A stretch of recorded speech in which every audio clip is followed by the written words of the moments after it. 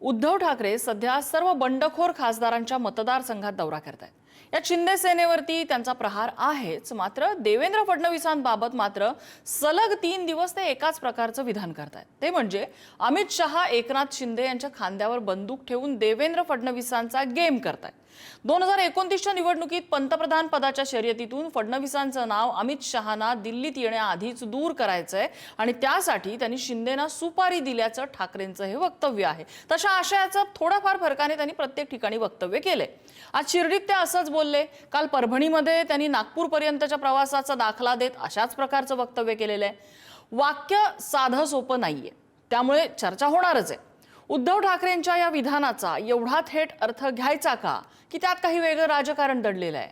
देवेंद्र फडणवीस आणि अमित शहा यांच्यामधलं अस्फुट असं शीतयुद्ध राजकारणात गेले अनेक वर्ष दबक्या आवाजात चर्चिलं जात आहे। मग ते फडणवीसांना उपमुख्यमंत्री बनण्यासाठी आलेला अमित शहांचा फोन असो त्यावेळी ते चर्चेला गेलंय, किंवा 2019ला सत्तेपासून दूर राहिलेला महाराष्ट्र भाजप त्याही वेळेला तर चर्चेला गेलेला आहे। आज उद्धव ठाकरेंनी ही गोष्ट भर सभेत बोलून दाखवली।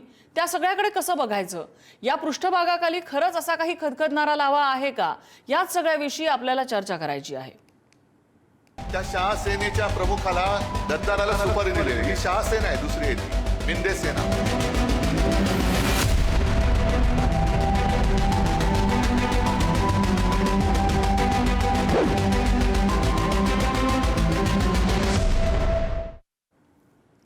आणि याच संदर्भातल्या चर्चेत आपल्यासोबत सहभागी होत आहेत भाजपाचे प्रवक्ते शिवराय कुलकर्णी आपल्यासोबत आहेत, शिवसेना उद्धव ठाकरे पक्षाचे प्रवक्ते ॲडव्होकेट जयेश वाणी आणि आपल्यासोबत पुढारीच्या मल्टीमीडिया संपादक मृणालिनी नानिवडेकर आहेत। मी सुरुवातीला जयेश वाणी यांच्याकडे जाईन, मात्र तत्पूर्वी उद्धव ठाकरे सलग 2 सभांमध्ये जे बोललेत आपण ती दोन्ही वक्तव्य ऐकूया। म्हटलं तर आणखीन काय म्हटलं देवेंद्र फडणवीसांच्या खुर्चीचं रक्षण कर, कारण बहुतेक त्यांचा पत्ता कापला जाणार आहे आता। पण प्रत्येकाला कुठेतरी शेवट असतो। तसं आता 29 मध्ये काय होणार आणि यांच्यानंतर आपला वाली कोण, ही चर्चा दिल्लीमध्ये भाजपात सुरू झालेली आहे। असं कोणाला तरी वाटायला लागलंय की या रेसमध्ये देवेंद्र फडणवीस येऊ शकतात। मग यांचा पत्ता आत्ताच काप, यांनाच आत्ताच बदनाम करून टाक आणि एवढं परेशान कर की या दिल्लीपर्यंत येताच कामा नये। आणि मग पंतप्रधान पदाच्या शर्यतीत कोण कोण आहेत तुम्हाला माहिती आहेत। त्यांनी इकडे त्या शहा सेनेच्या प्रमुखाला गद्दाराला सुपारी दिली। ही शहा सेना आहे, दुसरी आहे ती मिंदे सेना। एसएनसी गट त्याला सुपारी दिली की याला गुंतव इथले इथे। नाहीतर तुम्ही मला सांगा की जर का खासदार फुटतायत आणि फोडायचे आहेत तर आपण आपल्या पक्षात, म्हणजे आपण नेहमी म्हणतो एकूण जनरल सांगतोय की आपण स्वतःच्या पक्षात घेणार का भलत्याच्या पक्षात पाठवणार। काल माझ्यासोबत तिकडे काल परवा माझ्यासोबत विमानात बसले होते, पण हतबल होते, हतबल म्हणजे कळतच नव्हता मुख्यमंत्री आहे असं काय झालं। ह्या आत्मविश्वास पूर्णपणे गमावलेला हा माणूस, कारण त्यांना कळतंय की आपले पंख कापतायत आणि कापणारे आपलेच बॉस आहेत। आपण करायचं काय, न्याय तरी कोणाकडे मागायचा, कोणतं दार ठोकायचं, कारण ते दार उघडलं तर पंख कापणार, हे दार उघडलं तरी पंख कापणार। म्हणजे काय वाचलंय ते वाचून जेवढे दिवस आहेत तेवढे ढकललेले बरे। या परिस्थितीमध्ये देवेंद्र फडणवीस आहेत। जयेश वाणीजी, इथे उद्धव ठाकरेंच्या पक्षातले एवढे खासदार बाहेर पडलेले आहेत, त्यांना पक्षाच्या ह्या खासदारांच्या मतदारसंघात जाऊन आढावा घेण्याची वेळ आलेली आहे। तिथेही जाऊन ते फडणवीस काय करतायत, अमित शहा काय करतायत याविषयी बोलतायत। या काय म्हणायचं काय याला, म्हणजे नेमकं त्यांना म्हणायचं काय आणि का अशा प्रकारचं ते वक्तव्य करतायत? मला आज खात्री आहे की या सगळ्या चर्चेमध्ये पूर्ण वेळ चर्चा जोपर्यंत चालू तोपर्यंत काँग्रेस, नेहरू, पवार, ठाकरे, पाकिस्तान आणि हिंदू मुसलमान हे विषय आजच्या चर्चेत येणार नाहीत। आता आपल्या मूळ चर्चेकडे वळूयात। आपला प्रश्न जो आहे ना, तो प्रश्न मला थोडासा आश्चर्यकारक यासाठी वाटतो कारण अनेक पत्रकारांचे आणि अनेक न्यूज चॅनलचे तर स्वतःचे आमदार, खासदार, नगरसेवक काही नसताना सुद्धा ते राजकीय विषयांवरती चर्चा करतात। तर मग राजकारणामधल्या असलेल्या माणसांनी राजकारणावरती चर्चा का करू नये हा प्रश्न माझ्या मनात स्वाभाविकपणे येतो। आणि उद्धव ठाकरे पूर्ण वेळ राजकारणामध्ये असल्यामुळे ते राजकारणावरती बोलणारच आहेत। एक त्यांनी त्यांची शंका उपस्थित केली आणि शंकेबरोबरच त्यांनी या सगळ्या प्रकरणामध्ये एक इच्छा व्यक्त केली। आता आपण जो बाईट दाखवला तो एवढा पुरता होता की अमित शहा हे पंख छाटतायत देवेंद्र फडणवीसांच्या इतक्या पुरता। मात्र त्यापूर्वीच त्या शिर्डीच्या पत्रकार परिषदेत उद्धव साहेबांनी पी.व्ही. नरसिंहराव साहेबांचा एक दाखला देऊन मराठी अस्मिता आणि मराठी भाषिक अस्मिता जी आहे तिच्याविषयी वक्तव्य केलं. पत्रकारांनी थेट त्यांना विचारलं की देवेंद्र फडणवीस पंतप्रधान झाले तर तुम्हाला चालण्यासारखे आहे का? आणि उद्धव ठाकरेंनी याचं स्पष्ट उत्तर दिलेलं आहे की मराठी माणसांनी दिल्लीच्या गादीपर्यंत पोहोचलं पाहिजे. ज्या पद्धतीने नितीन गडकरींना बाजूला केलं गेलं त्या पद्धतीने देवेंद्र फडणवीसांना बाजूला करण्यात येऊ नये. बरं, आज जी उद्धव ठाकरे साहेबांनी शंका उपस्थित केलेली आहे ती काय फक्त गडकरींच्या एका प्रकरणावरून आहे का? आपल्याला कल्पना असेल की शिवराज सिंग चौहान हे जे मुख्यमंत्री होते मध्य प्रदेशचे हो. तर आपल्याला लक्षात असेल त्यांनाही अशाच पद्धतीने राजकारणातून अशा एका वेगळ्या ट्रॅकवरती घेऊन गेलं जिथून ते पंतप्रधान पदाचे उमेदवार होणार नाहीत. आपल्याला आठवत असेल आत्ताची जी विधानसभेची निवडणूक झाली होती त्यामध्ये योगी आदित्यनाथांची परिस्थिती काय होती. शेवटी योगी आदित्यनाथांना नरेंद्र मोदी साहेबांकडे विनंती करावी लागली, विनवणी करावी लागली आणि मग तो एक कॉरिडॉर मधला मोठा वॉक होता बघा, त्याच्या खांद्यावरती हात ठेवला नरेंद्र मोदी साहेबांनी आणि योगी आदित्यनाथांना आपला पूर्ण सपोर्ट आहे हे लोकांमध्ये गेलं, नाही तर त्यांची जागा पडली असती. भारतीय जनता पार्टीने त्यांनाही त्यांची जागा दाखवून दिली की जोपर्यंत अमित शहा आणि नरेंद्र मोदी या दोघांचं सहकार्य नाहीये तोपर्यंत भारतीय जनता पार्टीमध्ये स्वतःचा पाठीचा कणा ताठ असलेला किंवा लोकनेता असं कोणीच नाही हे वारंवार दाखवून दिलंय. आणि त्याच्या मागचं कारणच हे आहे की नरेंद्र मोदींचा राजकीय वारसदार कोण, तर अमित शहा स्वतःची जी जागा मजबूत करून घेत आहे ते अत्यंत स्पष्टपणे आपल्याला इथे बघायला मिळतं आहे. देवेंद्र फडणवीसांच्या बाबतीत तसं होऊ नये अशी प्रामाणिक इच्छा व्यक्त केली. आम्ही मराठी भाषिक प्रदेशातला एक नेता म्हणून देवेंद्र फडणवीस आणि नितीन गडकरींच्या बाजूने उभं राहिलो. यात चूक आहे का काही? आणि ही भारतीय जनता पार्टीची कामाची पद्धत आहे. त्यांनी मध्ये येणाऱ्या प्रत्येकाला संपवलं. संजय जोशी हे नाव तुम्हाला आठवत असेलच, लोक सर्च करू शकतात, गुजरातचे प्रचारक होते की ते कशा पद्धतीने राजकारणातून बाहेर गेले, जे नरेंद्र मोदींचे राजकीय प्रतिस्पर्धी मानले जाऊ शकत होतात. तर हे जे इतिहास आहे भारतीय जनता पार्टीचा तो लक्षात घेता देवेंद्र फडणवीसांविषयी उद्धव साहेबांनी काहीपेक्षा महत्वाचं फडणवीसांपेक्षा सुद्धा मराठी भाषिक मराठी अस्मिता असणाऱ्या एका मराठी माणसाविषयी सदिच्छा व्यक्त केली, त्यांना होणाऱ्या आगाऊ सूचना दिली त्यांना या सगळ्या संकटांची. मला शिवराय कुलकर्णी यांच्याकडे मत जाणून घ्यायचं. शिवराय कुलकर्णीजी, काय या वक्तव्याविषयी भाजपची प्रतिक्रिया? आता मी जेवढा वेळ त्यांनी घेतला तेवढाच वेळ मी घेईल. तर नम्रताजी नम्रपणे अपेक्षा करतो की किमान मध्ये कोणी बोलणार नाही, कारण की काही लोकांना फार खोड असते, वाईट सवय असते, मध्ये बोलू नये एवढीच विनंती आहे. काय आहे, उद्धव ठाकरे यांनी एखादी वेब सिरीज काढावी आता राजकारण सोडून. स्वतःच्या घराला आग लागलेली आहे. म्हणजे शिवसेना प्रमुखांच्या हयातीमध्ये एकदा छगन भुजबळांच्या नेतृत्वात 12 आमदार निघून गेल्यानंतर पक्षातून कमीत कमी पक्षाचं स्ट्रक्चर नीट करायला पाहिजे. त्यानंतर पक्ष फुटवर पक्ष फुट. आता भाजपचा इतिहास सांगणाऱ्यांना त्यांचा इतिहास जसा आहे तसा भाजपचा इतिहास दिसेल. आता राज ठाकरे कोणामुळे गेले, त्यावेळेचं विधान होतं की विठ्ठलाला बडव्यांनी घेरून ठेवला. हे घरातले बडवे कोण होते? नारायण राणे असे अनेक शिवसेनेचे ज्येष्ठ नेते का गेले? त्यानंतर शिंदेसोबत फार मोठ्या प्रमाणामध्ये शिवसेना फुटली. आता पुन्हा शिवसेनेचे खासदार हे शिंदेकडे किंवा त्या शिवसेनेमध्ये गेले. याच्यावर आपल्या काय चुका आहेत? आपण लोकांना भेटत नाही.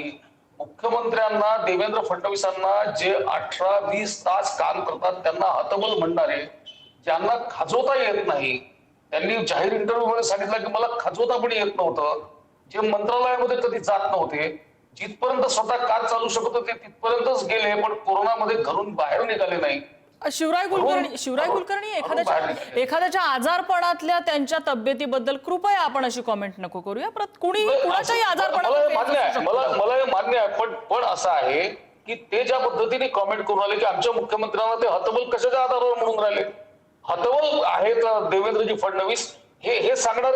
हतबल तुम्ही आहात. तुमच्याकडे रोज तुमचा प्रत्येक खासदार, तुमचा आमदार, तुमच्या सगळे स्थानिक कार्यकर्ते, तुमचे जिल्हा प्रमुख रोज सगळ्यांजवळ ही भावना व्यक्त करतात की आमच्यासाठी संघटनेच्या प्रमुखांना वेळ नाही. आता राहिला दुसरा भाग की मी एक तर त्यांचं मनपूर्वक आभार मानेन, पूर्ण शिवसेनेचे आभार मानेन की त्यांना देवेंद्रजी हे पंतप्रधान पदाचं मटेरियल दिसतं आहे हे त्यांनी मान्य केलेलं आहे. ज्या देवेंद्रजींचं मुख्यमंत्री पद मान्य न करता गद्दारी करून हिंदुत्वाशी ज्यांनी मुख्यमंत्री पद मिळवलं होतं त्यांना आता देवेंद्रजी पंतप्रधान पदाचं मटेरियल दिसत आहेत हे मान्य केल्याबद्दल मी त्यांचं मनपूर्वक आभार मानतो. राहिला महत्वाचा भाग असा आहे की भारतीय जनता पार्टीचं निर्विवाद नेतृत्व नरेंद्र मोदीजी आहे आणि 2029 मध्ये देखील नरेंद्र मोदीजीच आमचे नेते आहेत, हेच आमचे पंतप्रधान पदाचे उमेदवार राहणार आहेत. त्याच्यामुळे दुसरा कोण, इथे दुसरा कोण त्याचे पंख छाटणे हा प्रकार नाही. तुम्हाला माहिती आहे अत्यंत ज्येष्ठ नेते असताना मोदीजींचं नाव सगळ्या आमच्या भारतीय जनता पार्टीच्या परिवाराने एकत्रितपणे घेतलं होतं. यांना आपलं स्वतःचं घर फुटलं. लक्षात आलं. म्हणजे भाजपची भूमिका थेट आहे की दुसरं कोणी नाही, 2029 ला मोदीच असणार आहेत. म्हणजे अमित शहा ने देवेंद्र फडणवीस नाही, ती चर्चाच असू शकत नाही. मला मृणाल मॅम कडे जायचंय. मृणाल मॅम, एक आपण गोष्ट डिनाय करू शकत नाही की देवेंद्र फडणवीस आणि अमित शहा यांच्यामध्ये असलेलं एक अस्फुट शीतयुद्ध, याची चर्चा गेले अनेक वर्षांपासून सुरू आहे. दिल्लीच्या वर्तुळात सुरू आहे. राजकीय विश्लेषक, पत्रकारांच्या गोटामध्ये ती काही ठिकाणी चर्चेली सुद्धा गेलेली आहे. असं असताना आज उद्धव ठाकरेंनी जाहीर व्यासपीठावरती ती बोलणं एक प्रकारे त्या चर्चेला वाचा मिळालेली आहे असं समजायचं का?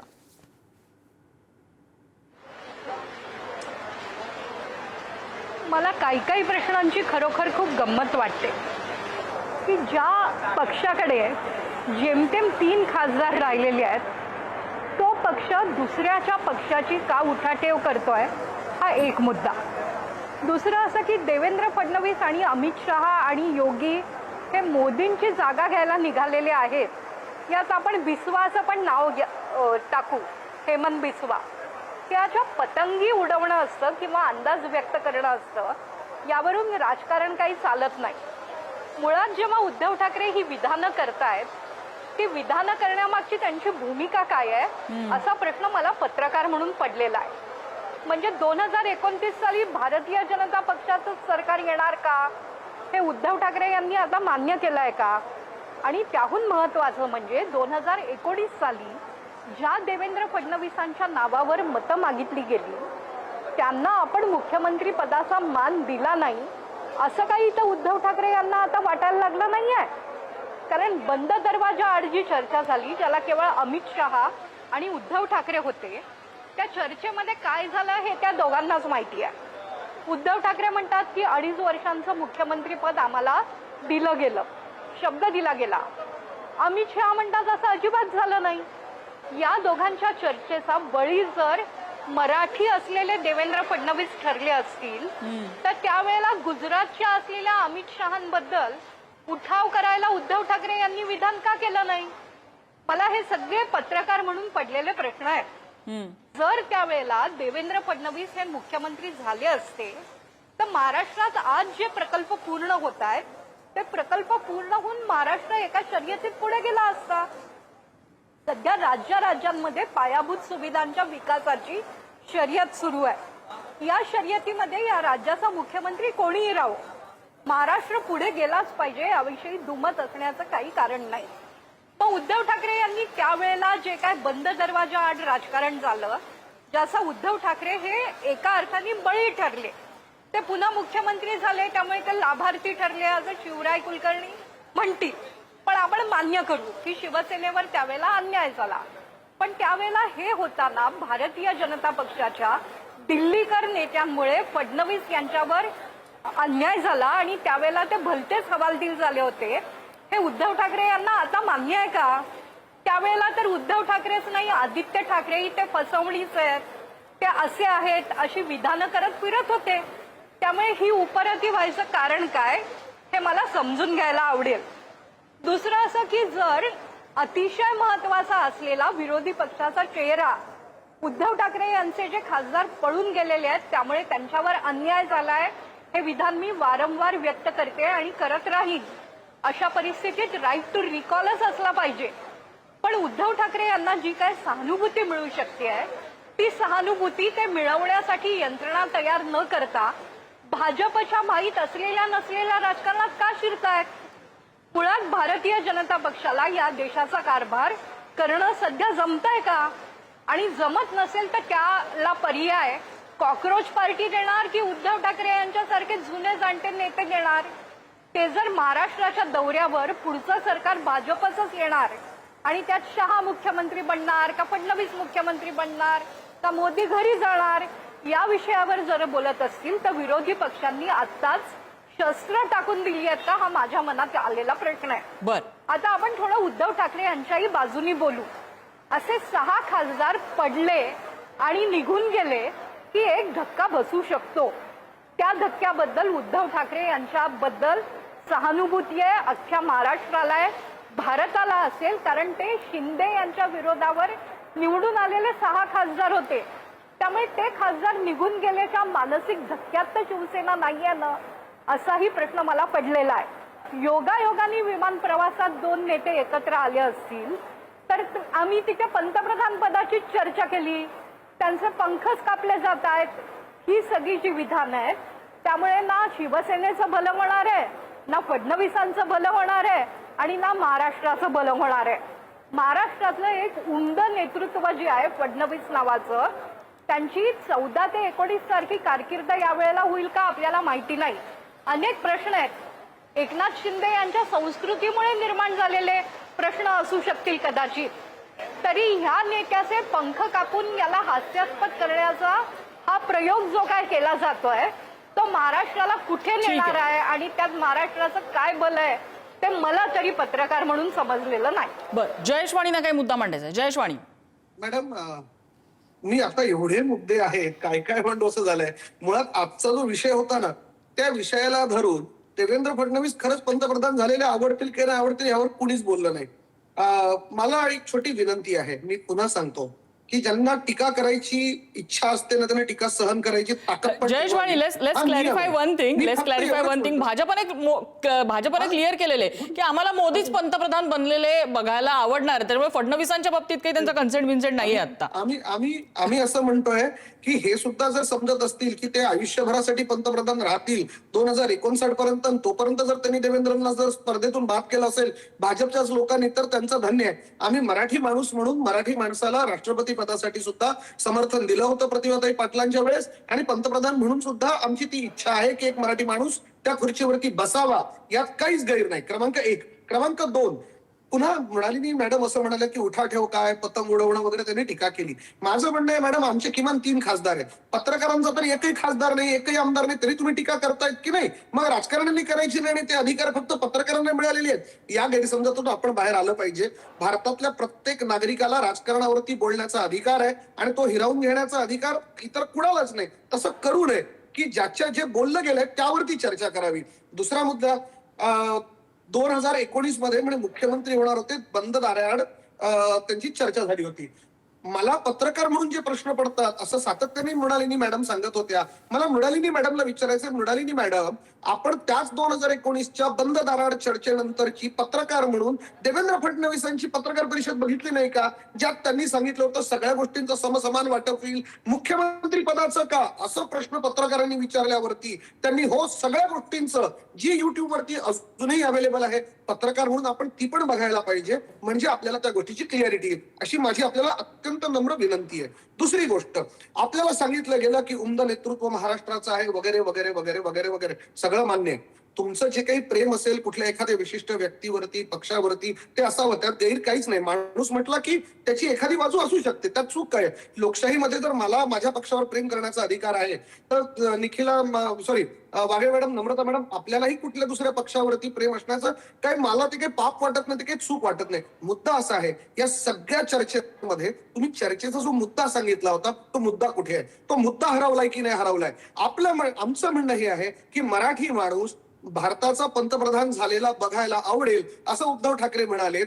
का म्हणाले तर त्यांनी त्याचं कारण दिलं, त्यांनी एक लॉजिकल मांडणी केली की हे खासदार मग भारतीय जनता पार्टी स्वतःकडे का घेतले नाही. उमद नेतृत्व म्हणून ज्याचा गौरव केला आता मॅडमनी, ते हुडी घालून भेटत असल्याचं त्यांच्या बायकोनीच सांगितलं, अमृता मॅडमनीच सांगितलं की हुडी घालून आमचा पक्ष कसा पडायचा यासाठी देवेंद्र फडणवीस प्रयत्न करत होते.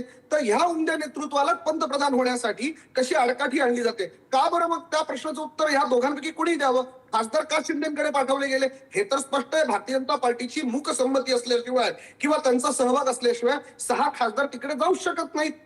एवढी हिंमतच नाही महाराष्ट्रातल्या इतर कुठल्याही पक्षामध्ये त्यांच्याकडे जी अजस्त्र यंत्रणा आहे ती बघता. मग ही माणसं डायरेक्ट भाजपमध्ये घेण्याऐवजी एकनाथ शिंदेकडे का पाठवली गेली? त्याच्या मागचं कारणच हे आहे की एकनाथ शिंदेचं महत्व राजकारणातलं वाढवायचं. आपल्या ही गोष्ट लक्षात आली आहे का? गेल्या काही वर्षामध्ये भारतीय जनता पार्टीला महाराष्ट्रामध्ये एक मराठा चेहरा हवा होता. बघा, मी सातत्याने मुद्दे मांडतोय, मी टीका नाही करत आहे, मी मुद्दे मांडतोय. सातत्याने मराठा चेहरा हवा होता. त्यांनी आशिष शेलार असतील, इतर नेते असतील, यांच्यासाठी प्रयत्न करून बघितला, मात्र तो पॅन महाराष्ट्र चेहरा सापडला नाही. अमित शहाची अशी इच्छा आहे की महाराष्ट्रातून त्यांना कुठले चॅलेंजेस होऊ नये. कारण आज देवेंद्र फडणवीसांना ज्या पद्धतीने संघाचा पाठिंबा आहे असं ऐकण्यात येतं आहे, संघ जर त्यांच्या पाठीशी उभा राहिला तर यांची जी दावेदारी आहे अमित शहाची ती जाऊ शकते. म्हणून देवेंद्र फडणवीस यांचे पंख कापण्यासाठी खासदार तिकडे पाठवले. हे असू शकतं ना? हे एक लॉजिक आहे. ते कसं नाहीये हे कुणीतरी सांगा. ते सोडून आपण इतर गोष्टींवरती, उद्धव ठाकरेंवरती टीका करण्यामध्ये अख्खं हयात ज्यांनी घालवली त्यांनी मुद्द्यावरती कधीतरी तर बोलावं ना नम्रता मॅडम. कधीतरी त्यांचं लॉजिक कसं चूक आहे ते सांगा. चला मी पण ऐकून घेतो की मलाही ऐकायला मिळेल, शिकायला मिळेल आज दोन मोठ्या लोकांकडून. सांगा बरं उद्धव ठाकरे. शिवराय कुलकर्णींना मुद्दा मांडायचा आहे. शिवराय कुलकर्णी, असं आहे नम्रताजी की अमित शहाजींच्या वागण्याचं विश्लेषण, भारतीय जनता पार्टीचं विश्लेषण, संघाचं विश्लेषण, देवेंद्रजींचं विश्लेषण, हे सगळं करत असताना आपली पार्टी का फुटते वारंवार याचं विश्लेषण करणं मला असं वाटतं ज्या पक्षात ते करतील. त्यांनी केलेल्या मुद्द्यांवरती तुमची प्रतिक्रिया द्या की ते करतील त्यांच्या पार्टीचं. त्यासाठी ते गंभीर त्या विषयावर त्यांनी विश्लेषण केलं पाहिजे. राहिला विषय की त्यांना स्वतःच्या पक्षाच्या फुटेपेक्षा पंतप्रधान देवेंद्रजींना कसं करायचं हा विषय जर त्यांच्या डोळ्यासमोर असेल तर त्यांच्या या भावनेचं आम्ही स्वागत करतो. त्यांनी जरूर हा विचार करावा. पण आता 2029 मध्ये मोदीजीच आहेत, त्याच्यामुळे तुम्ही या ज्या बातम्या येतात या प्रकारचे, त्यांचं असं म्हणणं आहे की भाजपला, केंद्रीय भाजपला महाराष्ट्रामध्ये एक पॅन महाराष्ट्र असा मराठा चेहरा हवा आहे जो त्यांच्या नियंत्रणात असेल, जो त्यांना भाजपमध्ये सापडला नाही, म्हणून त्यांनी एकनाथ शिंदे यांना जवळ केलेलं आहे. एकनाथ शिंदे त्यांना स्वतःच्या नियंत्रणात ठेवता येतात असं त्यांना वाटतंय, म्हणून ते एकनाथ शिंदेना देवेंद्र फडणवीसांपेक्षा जास्त ताकद देत आहेत असं जयेश वाणी यांनी म्हटलेलं आहे. यावर आपली काय प्रतिक्रिया शिवराय कुलकर्णी? मी आपल्याला तेच सांगतो आहे की हेच उद्धव ठाकरेंनी पण म्हटलेलं आहे. उद्धव ठाकरेंनी जे म्हटलं ते जयेश वाणींनी म्हटलेलं. आता भारतीय जनता पार्टीमध्ये कोणाला काय वाटतंय आणि कोणाचा काय प्लान आहे आणि मराठा नेतृत्व नाही मिळालेलं म्हणून देवेंद्रजी मुख्यमंत्री केले आहे आणि देवेंद्रजींना रिप्लेस करून त्या ठिकाणी मराठा नेतृत्व द्यायचं आहे याचा विचार भारतीय जनता पार्टी करेल. आमच्याजवळ आहे ना ती तयारी आहे आमच्याजवळ सगळ्या गोष्टींची. आणि देवेंद्रजी हे मराठा समाजाचे देखील मोठे नेते आहेत निर्विवादपणे. तुम्हाला मी सांगतो हे यांच्या मांडण्याने काही फरक पडत नाही. त्याच्यामुळे या जातीपातीच्या वर उठून त्यांनी आपली लोकप्रियता सिद्ध केलेली आहे. त्याच्यामुळे भाजपमध्ये प्रश्नच नाही आहे काही. हे यांना असं वाटतं की हे सगळं उभं करून आपण आपल्या घरात जी फूट आहे ती झाकू शकू, आपण आपलं अपयश झाकू शकू. आपलं अपयश पहिले काय आहे ते सिद्ध केलं पाहिजे, त्याच्यावर विचार केला पाहिजे, त्याच्यावर मार्ग शोधला पाहिजे. भारतीय जनता पार्टीच्या मुकसंगतीने केले, शिंदेकडे गेले, शिंदेना मिंदे म्हणायचं, फडणवीसांना फसनवीस म्हणायचं, लहान लहान पोरांनी वाटेल ते टोमणे मारायचे. यांनी राजकारण नाही होतो. यांनी कसं राजकारण होईल मला तुम्ही सांगा. हास्य जत्रा दिसते ती. जेव्हा तो कार्यक्रम आम्ही ऐकायला लागतो तेव्हा असं वाटतं की ती हास्य जत्रा सुरू आहे. तर एक गंभीर राजकारणी, एक गंभीर नेता ज्यांना शिवसेना प्रमुख वडील म्हणून शिवसेना प्रमुख लागलेले आहे त्यांच्याकडे कुठलाही विचार गंभीरतेने होत नाही याची कीव येते. तुम्ही किती देवेंद्रजींचं अजून काही राजकारण करा पण याची कीव येते. ही केविल वाढत चित्र सातत्याने केविल वाढत. मला एक मिनिट फक्त हवाय.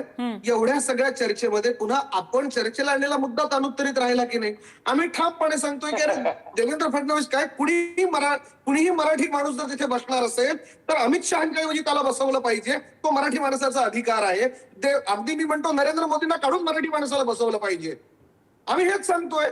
ह्याच्यावरती चर्चा करून आमचे खासदार लपव, आमचे खासदार जगासमोर पळून गेले, सगळ्यांनी बघितलं. काय लपवणार आहे? कशा लपवणार बरं? लपून पळून गेलेले खासदार. आम्ही खासदार लपवू कशासाठी? आमचे उघडे होते म्हणून तर चोरी झाली, म्हणून तर दरोडा पडला आमच्या घरावरती. मुद्दा शिवसेना नाहीये, मुद्दा शिवसेनेवरची टीका नाहीये. ती जेव्हा असेल तेव्हा जरूर करा, स्वागत आहे. मुद्दा असा आहे की जे आज एक लॉजिक मांडलं गेलं, आज जो एक तर्क मांडला गेला तो तर्क कसा चूक आहे हे समजावून सांगण्यात दोन्ही प्रवक्ते सॉरी शिवराय कुलकर्णी हे प्रवक्ते आणि मॅडम हे दोघंही मला नाही कळत आहे की ते कमी का पडतायत. नाही, त्यांनी ते समजून मला घेतलं प्रश्न पाहिजे ना. परत मॅडमनी उपस्थित केला, त्या प्रश्नाचं उत्तर जयेश वाणी तुम्ही का देत नाहीत हे कळत नाही.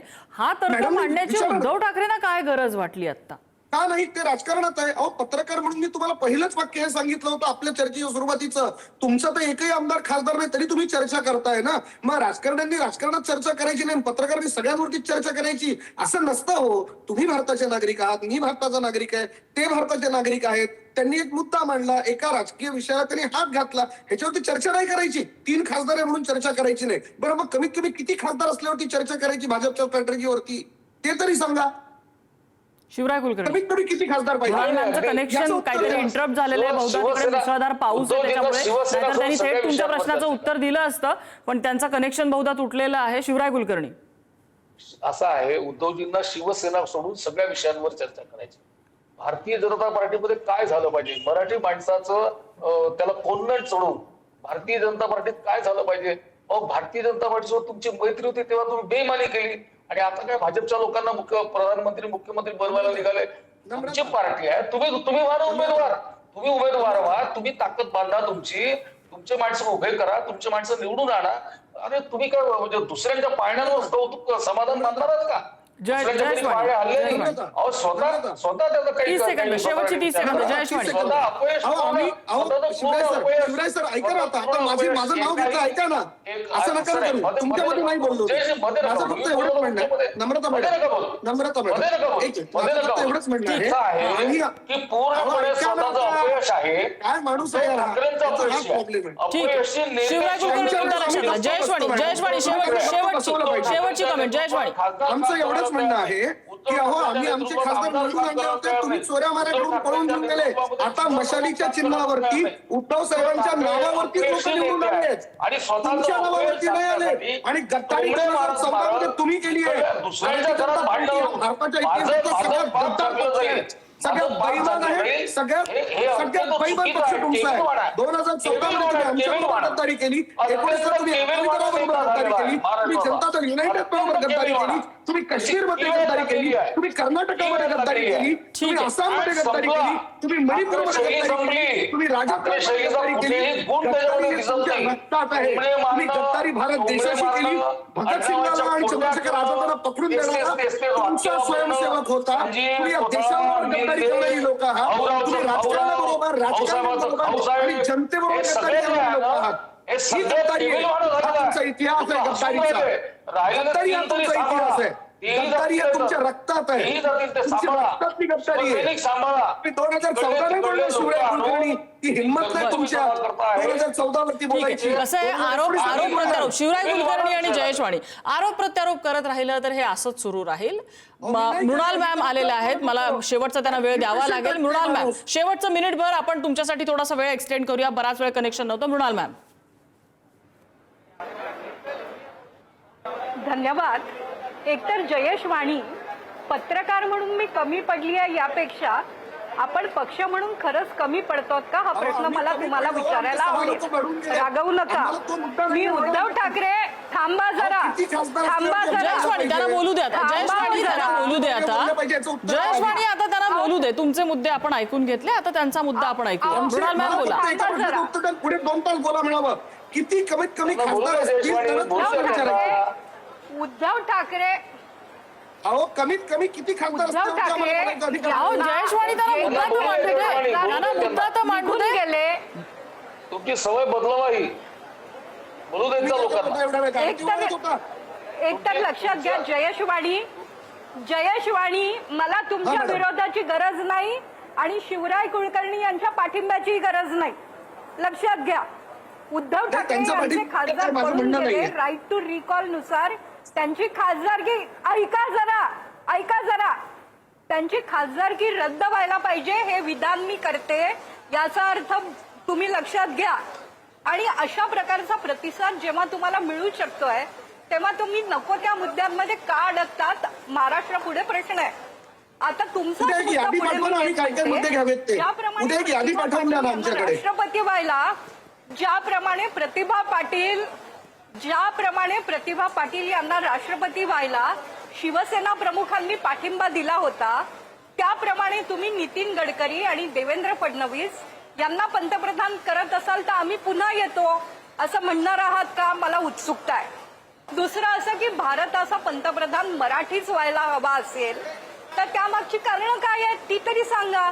आणि मग महाराष्ट्राला जर पुढे न्यायचं असेल तर जे काय सत्तेचं नाटक झालं किंवा रुसवे फुगवे झाले त्याच्यामध्ये मुंबईकर या नात्यांनी मेट्रोचा प्रकल्प ज्याच्यावर पैसे खर्च झाले होते, ज्याच्यावर एकत्र सरकार असल्यामुळे 14 ते 19 साली शिवसेनेच्या मंत्र्यांनीही संमती दिली होती, त्याची एस्कलेशन कॉस्ट वाढली, तो करदाता म्हणून पैसा कोणाला मागायचा? जर उद्धव ठाकरेंना उपरती झाली असेल की देवेंद्र फडणवीस यांच्यावर अन्याय होतोय तर मागचा इतिहास बदलून तुम्ही करदात्यांचे पैसे वाचवू शकणार नाही आहात. तुमची ही एकमेकांची सत्ता स्पर्धा पार झाली. इथे पेपर फुटतायत, इथे पाऊस येत नाहीये. जरा जनतेच्या प्रश्नांवर बोला. आपले खासदार आपल्याला का सांभाळता आले नाहीत याबद्दल तुमच्याबद्दल जनतेला सहानुभूती आहे. ती सहानुभूती फडणवीस आणि अमित शहा यांचं असलं नसलेलं राजकारण मध्ये आणून काढू नका. 29 साली तुम्ही त्यांची सत्ता येणार आहे हे गृहीत का धरतात? आणि असं आहे जयेश माणी, मी 30 सेकंद बोलली आणि तुम्ही 3 मिनिट बोलले, याचं इथे लॉजिक नसतं. पत्रकारांचा आदर करायला शिका. आणि पत्रकार का असं बोलतायत? पत्रकार तुमच्याबद्दल सहानुभूती दाखवूनही तुम्ही त्यांना का एका विशिष्ट कोपऱ्यात टाकतात याचं उत्तर द्यायला शिका. आणि आपण मराठी माणसासाठी पंतप्रधान पदाचा पाठिंबा देत पुन्हा युतीत येणार आहात का या प्रश्नाचं उत्तर द्या. महाराष्ट्राला आवडेल हे ऐकायला. जयेश माळी, आहेत उत्तर या प्रश्नांची? येस 100% उत्तर देणार मॅडम. पहिले माझं जे उत्तर होतं ते तर मॅडमनी दिलं नाही, हरकत नाही. दुसरी गोष्ट, मराठी माणूस कुणीही पंतप्रधान होणार असेल तर शिवसेना त्याला पाठिंबा देईल हे उद्धव साहेबांनी सांगितलं. ही शिवसेनेची अधिकृत भूमिका आहे, ती मांडायला मला लाज वाटत नाही. तिसरा महत्वाचा मुद्दा त्यांनी म्हणलं की मराठी माणसाला मुख्य पंतप्रधान करायचं, याच्या मागची कारणं काय? काय तो मराठी भाषिक आहे हे कारण पुरेसं आहे, तो मराठी आहे हे कारण पुरेसं आहे. आणि चौथा आणि माझा शेवटचा मुद्दा, मॅडम मला प्लीज, मला हात जोडून मला आपल्याला पुन्हा सांगायचं आहे, तुमचा उपमर्द करायचा नाहीये. तुम्ही खूप ज्येष्ठ आहात पत्रकार म्हणून. माझा पुन्हा मुद्दा आहे, हे मेट्रो हे ते बघा, काही मीडिया चॅनल्स मध्ये, तुमच्याकडे नाही म्हणतोय मी, काही मीडिया चॅनल्स मध्ये भारतीय जनता पार्टीच्या लिहिलेल्या बातम्या येतात म्हणून तुम्ही आम्हाला सांगणार का की आम्ही काय मुद्दे घ्यायचे? अरे पाऊस पडत नाहीये तर तुम्ही देवेंद्र फडणवीसांना प्रश्न विचारायचा सोडून तुम्ही आम्हाला मुद्दा उचलायला सांगताय. नीटचा पेपर फुटला म्हणून तुम्ही धर्मेंद्र प्रधानांचा राजीनामा मागण्याऐवजी तुम्ही म्हणता आम्हाला मुद्दा उचला. आता ऐकून घ्या मॅडम, मी आधीच बोलतो टीका सहन करायची ताकद ठेवायची. पाऊस देवेंद्र फडणवीस पाडतात का? पाडत ना उद्धव ठाकरे पाडत. मग काय उद्धव ठाकरे बोलल्यावरती पाऊस पडेल का? उद्धव ठाकरेंनी जनतेचे या निमित्ताने निर्माण होणारे प्रश्न, जनतेचे या निमित्ताने समोर येणारे प्रश्न हा महत्वाचा मुद्दा आहे. लॉजिकली मॅडम का की जर देवेंद्र फडणवीस बोलल्याने जर पाऊस येणार नाही तर काय उद्धव ठाकरे बोलल्याने पाऊस येणार आहे का? उद्धव ठाकरे बोलल्याने पाऊस येणार नाही, मात्र उद्धव ठाकरे जे आता मतदारसंघामध्ये फिरतायत तिथं ते शेतकऱ्याच्या बांधावरती जाऊन त्याची अवस्था तर विचारू शकतात. एक विरोधक म्हणून, तिथला मतदार म्हणून, ज्या मतदारांनी त्यांचे खासदार निवडून दिलेले आहेत तिथे शेतकऱ्याच्या बांधावरती ते जाऊ शकतात. कालच्या भाषणामध्ये असं म्हणाले की मला कोणी सांगितलंच नाही, यांना सांगावं लागतं कुठे काय सत्ताधाऱ्यांनी गेलं पाहिजे आणि तिथे जाऊन ते सत्ताधारी आले नाहीत. सत्ताधारी कसं या बाबतीत कमी पडतात हे उद्धव ठाकरे सांगू शकतात. यांच्या नेत्यांनी उद्धव ठाकरे ऑलरेडी शेतकऱ्यांना रोज भेटतायत. मी त्या दौऱ्यामध्ये होतो, काल रात्री आलो मी, परभणीचा दौरा संपवून मी काल रात्री आलो, परभणीची सभा संपवून. रोज भेटतायत. तुम्हाला कोणी सांगितलं भेटत नाहीयेत म्हणून? आता कॅमेरा समोर भेटले तर भेटले म्हणायचं का? रोज भेटतात दौऱ्यामध्ये, रोज शेतकऱ्यांची चांगली गोष्ट आहे. आणि हे फक्त परभणीपुरतं मर्यादित राहिलं नाही पाहिजे, त्यांनी हे महाराष्ट्रापर्यंत पोहोचलं पाहिजे की आम्ही शेतकऱ्यांच्या बांधावरती पोहोचलोय, आम्ही शेतकऱ्यांशी संवाद साधतोय. सरकारचं आहे की आमचं आहे? सरकारचा मुख्यमंत्री पोहोचला का? उपमुख्यमंत्री 2 पोहोचलेत का? एक्झॅक्टली हेच तुमच्याकडनं अपेक्षित आहे. आम्हाला विचारताय, हेच तर तुमच्याकडनं अपेक्षित आहे. अहो पण हे तुम्ही त्यांना विचारलं पाहिजे ना, आम्हाला का विचारताय? अहो त्यांना प्रश्न विचारतोच आहोत आम्ही. रोज पोडियमवरती काय प्रश्न विचारतो तुम्ही बघितलं नाही का? रोज पोडियमवरती कशा प्रकारे आम्ही सरकारला प्रश्न विचारतो तुम्ही बघितलं नाही का? खासदार फोडायचं राजकारण करण्याऐवजी शेतकऱ्यांच्या बांधावरती एकनाथ शिंदे का गेले नाही हा प्रश्न विचारा त्यांना. ठीक आहे, आपली वेळ पण संपलेली आहे. वेळ आपण खूप जास्त घेतला आज. एक मात्र नक्की, आपण ही चर्चा सुरू केलेली होती एका वेगळ्या मुद्द्यावरनं, ती गेली वेगळीकडेच. पण एक नक्की, जसं मी या सुरुवातीला सांगितलेलं होतं की अमित शहा आणि देवेंद्र फडणवीस याच्यामध्ये एक अस्फुट राजकीय संघर्ष आहे का, याबाबतची चर्चा गेल्या अनेक वर्ष सुरू होती. उद्धव ठाकरेंनी त्याबाबतचं वक्तव्य केल्यानंतर ती चर्चा पुन्हा एकदा सुरू आहे. कदाचित काही काळ सुरू राहील. त्या चर्चेत खरंच तथ्य आहे का, हा येणारा काळ आपल्याला दाखवेल. तोपर्यंत हे सगळं काही त्या पृष्ठभागाखालचा लाव्हा खदखदत असेल, जर तो लाव्हा असेल तर तो तिथेच खदखदत राहील. त्याचा उद्रेक होणार आहे का, हे नजीकच्या काळात आपल्याला दिसेलच, जर खरंच त्यामध्ये काही तथ्य असेल तर. तोपर्यंत या चर्चेला आपल्याला सगळ्या मान्यवरांनी वेळ दिला. सगळ्यांचे आभार. आजचा धुरा इथेच थांबतोय.